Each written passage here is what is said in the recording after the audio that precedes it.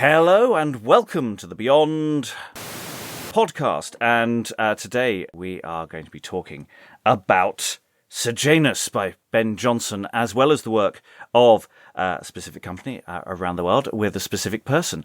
And I'm going to ask the specific person to talk about the specific company about this specific play. My wonderful guest, who are you and what is your purpose in life? Hello, my name is Nathan Winkelstein. Purpose in life is a tricky question. I'm not sure we've got enough time for it. But I am the producing director of Red Bull Theater, not related to the energy drink, in New York City. And we are a theater company that focuses on reimagining classics with a particular focus on the Jacobean era. You've done a lot of work over the years. You've done a lot of productions. Before we get to Sejanus, can you give an overview of the sort of the breadth of the kind of shows that you've worked on and the ways that you work on these plays? Absolutely. So our model is frankly completely absurd. And by that, I mean, there is truly no way to do large cast, full production value productions of these plays, these lesser known plays, without losing your shirt. But luckily, because New York City is such a large ecosystem of theater, there is a significant demand for these types of plays, often from people who perhaps do know Shakespeare's canon quite well and are interested in plays of that type that they haven't heard of or seen before, and that can surprise them in new and exciting ways. And so what that means for us is that our core mission has had us doing plays like The Revenger's Tragedy, Edward II, Women Beware Women, The Duchess of Malfi. All of these are plays that I'm sure your audiences are very familiar with, and they go on, right? Volpone, Witch of Edmonton, She's Pity, She's a Whore, The Changeling. These are all these core Jacobean plays. And then on top of that, we do flirt with different types of adaptations of classics. So, for example, we most recently did a production of Imaginary Invalid, the Moliere play that was newly adapted by Jeffrey Hatcher. We did a hip-hop version of Medea, a Euripides play. So that's really where we're at. We try to be full cast, full company. Now, of course, we do cuts, but we try to be sort of baby Broadway in that way. It doesn't tend to be a bunch of people taking hats out of a box. It tends to be fully produced in that. So you've got coming up, we've already mentioned Sejanus, you've also got a Roaring Girl coming up as well, and that's a little bit of an adaptive element going on there. Before we get to the meat of what we're going to talk about, do you want to briefly talk about the Roaring Girl? Yeah, so The Roaring Girl and Sejanus are part of our Revelation Reading series, which is a reading series that we use to explore these types of plays and explore new adaptations of these plays as part of a process of learning about that work. And The Roaring Girl is a play that has interested us as a company for quite a number of years. It deals with a lot of contemporary themes that are of interest to us today in terms of non-binary feminism and this exploration of what is power, what is freedom, what is happiness, that feels extremely contemporary. The script itself has some flaws, especially in the dramaturgical setting. Yes, for the listeners at home, I think it's fair to say it's not the tidiest of plays in the universe. It nominally has a plot, and every so often it will remind you that there is a plot going on somewhere, and then it resolves the plot, and you sort of go, did we need the plot? Yes, that's exactly right. And the answer to that question is, yes, you need plot. With contemporary audiences, we anticipate plot. We have a different set of expectations than the audiences of those days do.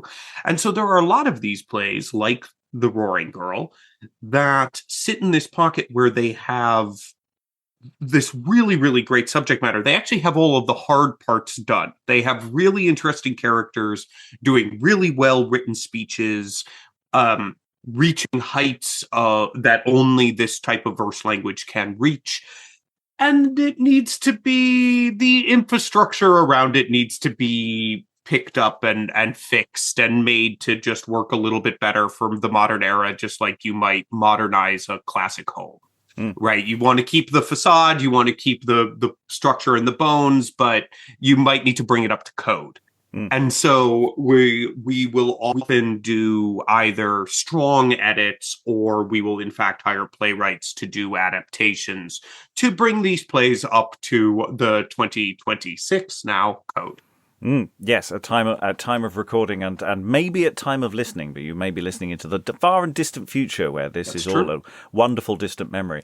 From one dramaturgical problem to challenge to another, in the sense that you're doing Sejanus next. That's coming up very soon after this podcast drops. And Ben Jonson is a very different challenge in that it is structurally quite sound, but there's a lot of words. And the question, with a few exceptions of pretty much every Jonson play, is always, so how are you cutting it?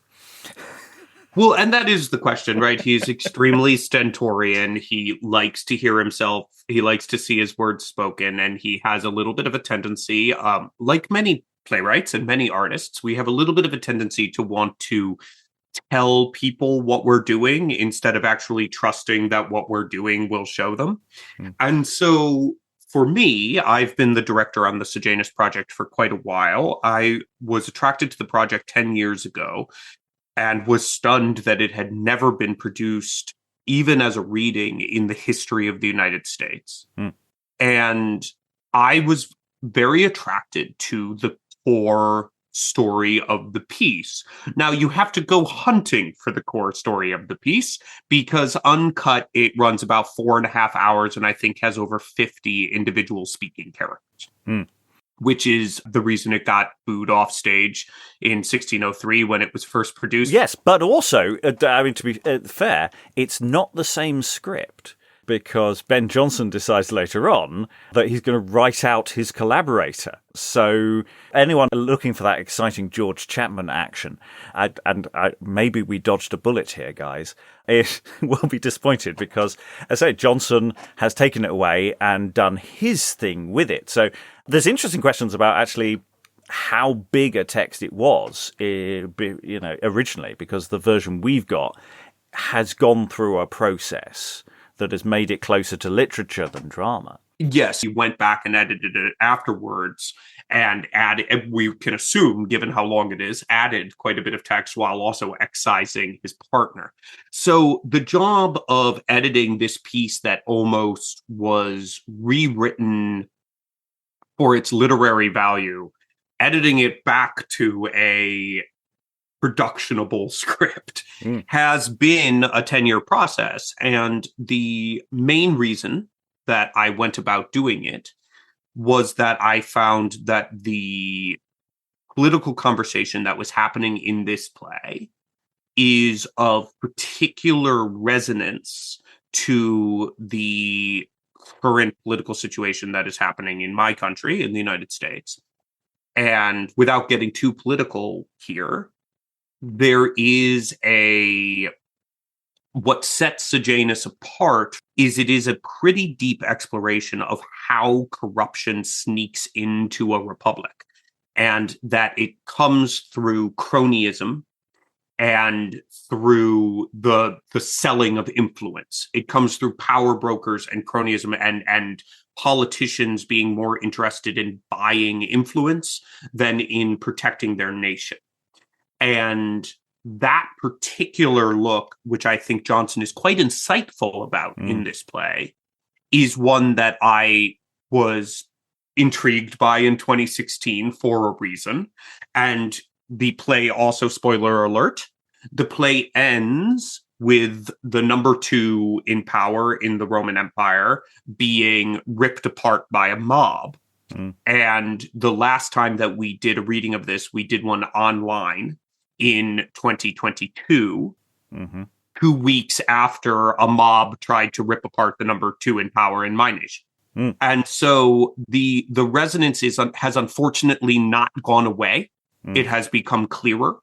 And I have continued to be interested in this play because of that. And now with about 50% of the play cut and about 60% of the characters cut, I have a version that I think is dramatically sound. This is a general thing about Jonson.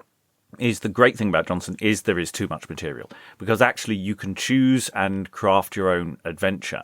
In many ways, this is a much more straightforward text than, say, if you're trying to do every man out of his humour, which is a totally different kind of editorial job of work. Just on that question of resonance, Rome has always been a touchstone for these political questions. And other Roman plays of the period, as an earlier play, which we similarly were reading a Roman play at that particular juncture those years ago, The Wounds of Civil War, which similarly has weapons in the legislature.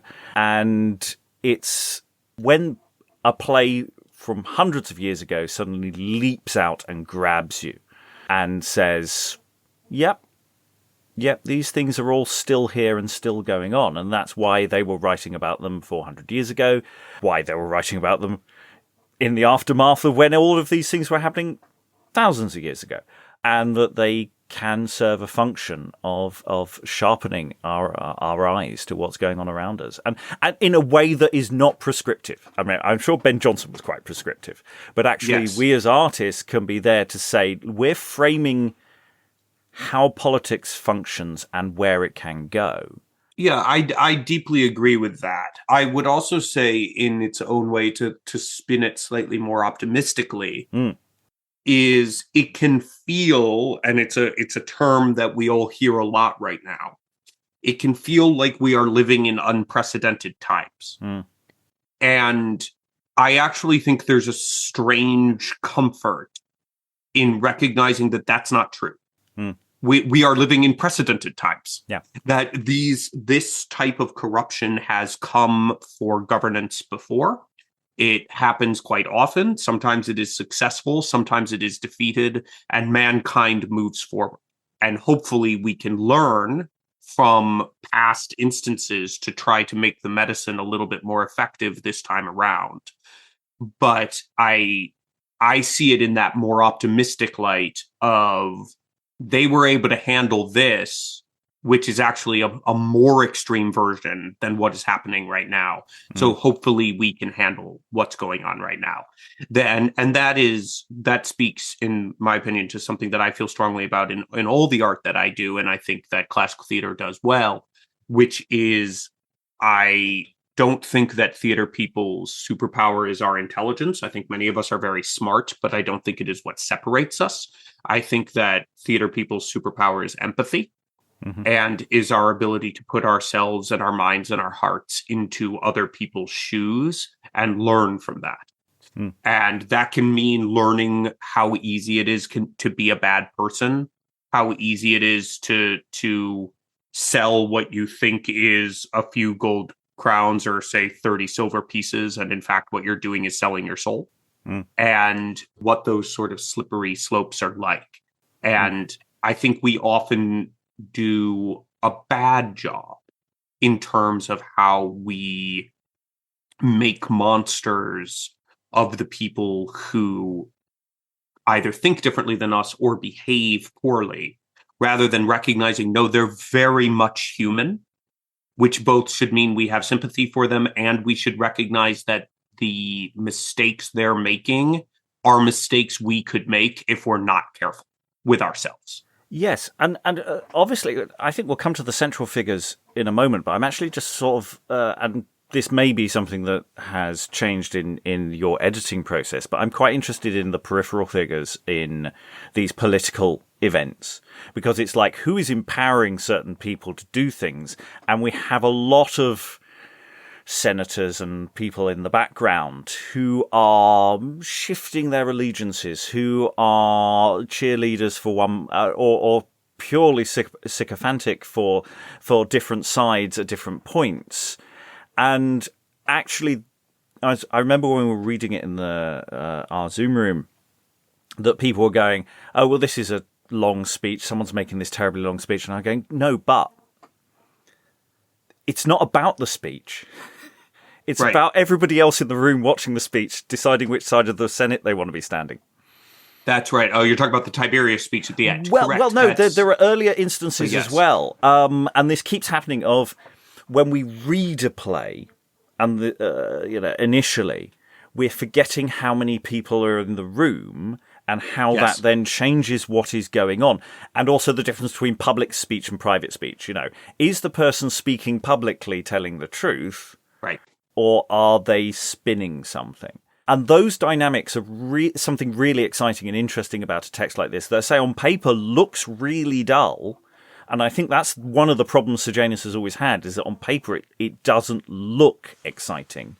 So it's because it doesn't have battles. Yeah. It is, but we're a nation that came up with West Wing, right? Like, we are actually theoretically open to the idea of watching people really care and debate politics. And I think that it's the really caring part that we sometimes forget. We forget Stoppard is like this as a more contemporary playwright, rest in peace, is he's someone who understands the only way a Stoppard play works is if these people who are fighting over a math formula care just as much about that math formula as we do about football or whatever you want to say, right? That or something more extreme. It's love, but passion. Like, it is their raison d'etre. It is their purpose for being is this math, right? And I think it's very similar in this play that if you sit and you read it and you see it as a bunch of people dryly talking about how they feel about politics, it's a boring play. But if you recognize, and I think before the last 10 years in US governance, that would have been how I would have read it. But when you recognize, no, this is the government is at risk. Our republic is at risk. The thing that we take pride in being Roman, we take pride in being American, and something about that core feature is at risk. Then all of these speeches that feel intellectually dry are driven with all of the passion of someone trying to stay alive, someone trying to keep a loved one alive, because that's what they're trying to do with the republic. And that completely changes it. I keep saying we do a lot of drama that is, I say a lot of it's not even drama, that they're called debate plays, and they're all about debate. And I keep telling people, they're not debates, they're arguments. You've got to care. You've got to interrupt. You've got to be trying to interrupt the other speaker, because you have to have that passion. Otherwise, it doesn't work. Yes, that's exactly right. And it's all, we are reactors, not actors, which is a dumb trope, but has some real truth to it about how it works on stage. You're right that a speech is not a speech. A speech is someone desperately holding the table while other people try to get in there. And then there's the other side, which fascinates me in Sejanus, which is the behind the scenes look that you get when Tiberius and Sejanus are talking. And you get this fascinating double entendre speech where they're dancing around the issue because they know, one of them knows that the other one knows that the other one knows that the other one knows. And something that I adore, this is very nerdy of me, but something that I adore about what Ben Jonson does with that is it's the only part of the play that's written in rhyming couplets. So the very nature of the speech itself becomes becomes slightly more performative, slightly more structured and more formal. And then when they go back out to talking to other people and they stop doing this odd dance, they're back to more blank verse. And that is a fascinating little exploration that Ben Jonson does of how to use the verse to give us clues about what's happening in the scene. Yeah, we were talking, or mentioned in passing that, the big scene towards the end, the shift in political focus of basically deciding which side you're going to be on, and you decide to be on the winning side. And all the way through the play, there's an interesting question of how much do we, it's not even like it's, care about and engage with someone like Sejanus, who is not a likable guy. And the play does deliver this interesting gut punch at the end, where it's, he does die horribly. But then also you find out what happens to his family. Yes. And you go, okay, well, no, they're proper victims of this violence as well. And I was quite taken by the emotional response I had to that news at the end. It's like, okay, we could see what was coming. Well, we knew the story of Sejanus going in. If you know your history, it's not much of a surprise. But then actually the reality of the extended political violence goes beyond the primary actors as well. And it's a passing moment. It's a very tiny moment. It might not even have made it into your final text. But it's an interesting detail that again, we were talking about connecting, that I found very, very interesting. It did make it in. It's Laco at the end of the play. And it made it in because I find it very interesting that Jonson and Shakespeare, they share this in common, have an extreme skepticism of the mob. That there is a mob can be, that anyone who thinks that they can weaponize the mob is in for a bit of a surprise. And that it's kind of the Men in Black quote, right? Like a person is interesting and fascinating and thoughtful. People are a whole bunch of sheep and you know it. Is kind of this, it's a very pessimistic take on populism.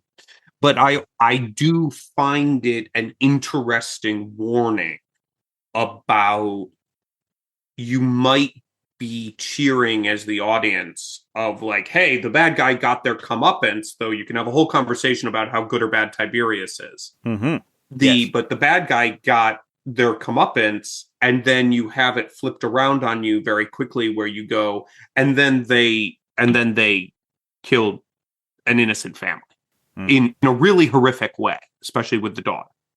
And so you get reminded that anarchy is also not the answer.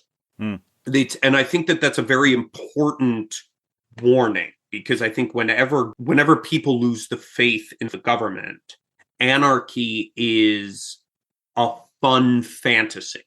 It's a fun fantasy to just be like, well, let's storm the Capitol, right? But the answer is that is actually the end game of the awful.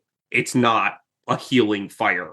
So I guess I'm an anti-revolutionary, is what I'm saying. But but I do think that warning exists in the text for a reason, that we should find another way through if we can. Yeah. So the process of going to production, what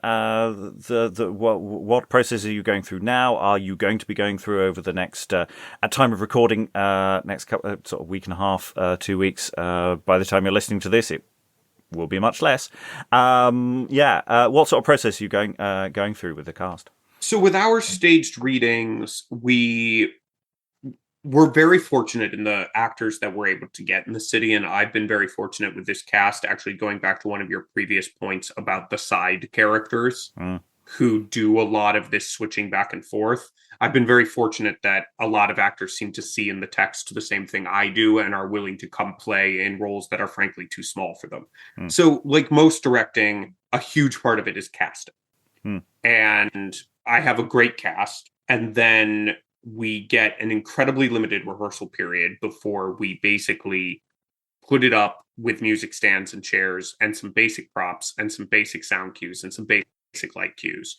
And we do music standography so that we use as few music stands as possible while trying to make it as dynamic as possible. We all know how these work.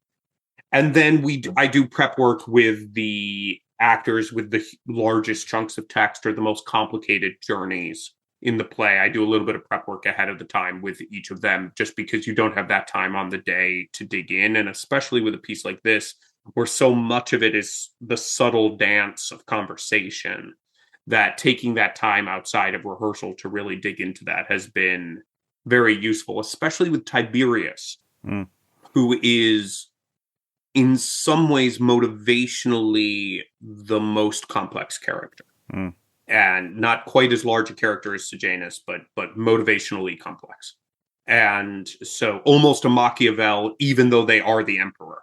It's a very interesting comparison. Sejanus thinks that they're messing with Tiberius, but Tiberius is actually messing with Sejanus, which is a very fun flip and very complicated to work through. So that's how we go about that. And then the reading that we're doing, this actually came from COVID, which I think probably during COVID, you were probably also getting lots of listeners as people were looking for online material.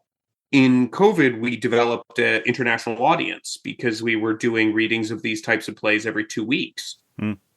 And because of that, we now live stream about half of our readings a year. So Sejanus is one of the ones that's live streamed. It's live streamed at the same time as the actual performance, and then it's on demand for a week after that.